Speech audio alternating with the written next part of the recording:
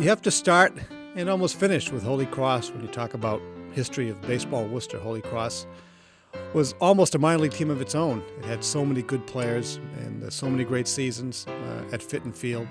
The 1952 Holy Cross Crusaders won the College World Series, coached by Jack Barry, who was one of the great college coaches of all time, and some people consider him to be the greatest college baseball coach of all time. Ted Williams had his first home run in a Red Sox uniform at Fitton Field. The Red Sox came down in 1939 and played an exhibition game there. That's how important Holy Cross was to the baseball landscape of New England. And Jesse Burkett, who was a Hall of Fame player as well, also coached Holy Cross at one point in time. And the Holy Cross imprint is on baseball throughout Worcester and always will be. Worcester had a team in the major leagues, in the National League, as a matter of fact, from 1880 to 1882. It was nicknamed the Worcesters, no fancy names back then. And it came about because of the work of a pitcher named J. Lee Richmond.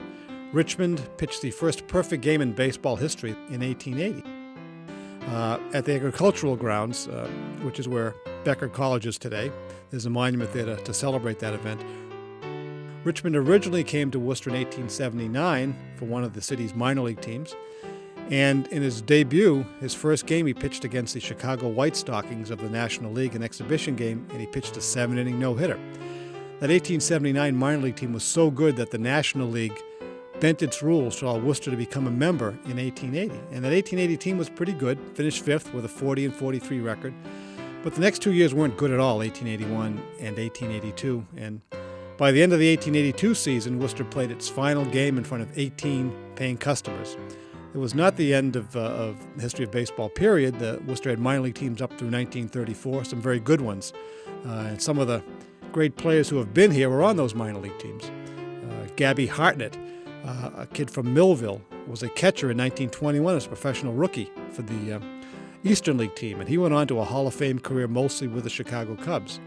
John Clarkson actually pitched for the Major League team. He's in the Hall of Fame. He pitched a couple of games for Worcester in 1882 and was released. But he survived that very nicely and went on to a Hall of Fame career, was a guy who won more than 300 games. Burkett played and managed in Worcester for years and years, starting in 1906, and made the city his home. He was succeeded as manager by sliding Billy Hamilton.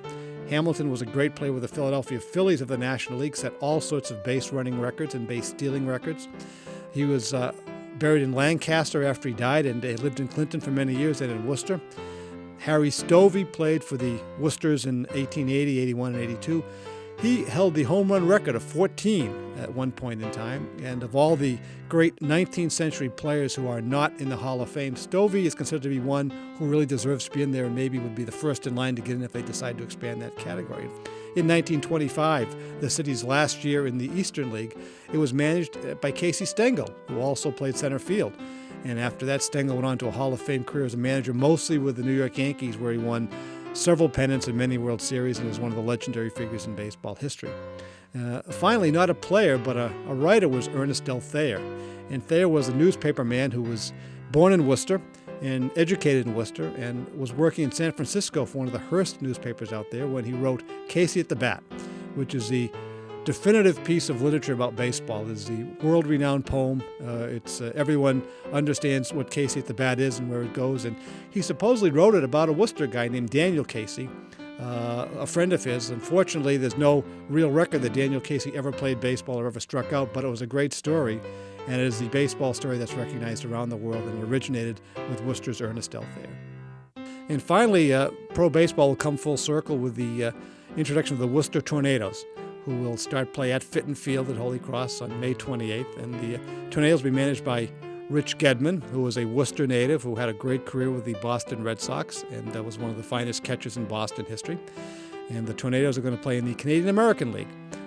And it'll be Worcester's first experience with the pros since 1934. So pro baseball has kind of come full circle with the Tornadoes at Fitton Field in Holy Cross. Take me out to the ball game. Take me out with the crowd. Buy me some peanuts and Cracker Jacks. I don't care if I never get back. So it's root, root, root for the home team.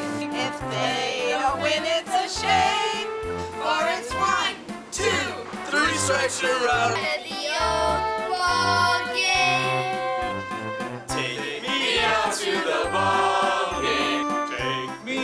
in the crowd. Buy me some peanuts and Cracker Jacks. I don't care if I never get back. It is root for the home team. If they don't win, it's a shame. For it's 1, 2, 3 strikes, you're out of the old ball game. Take me out to the ball game. Take me out to the crowd. Buy me some peanuts and Cracker Jacks. I don't care if I ever get back. We'll just root for the home team. If they don't win, it's a shame. For it's 1, 2, 3 strikes, you're out. At the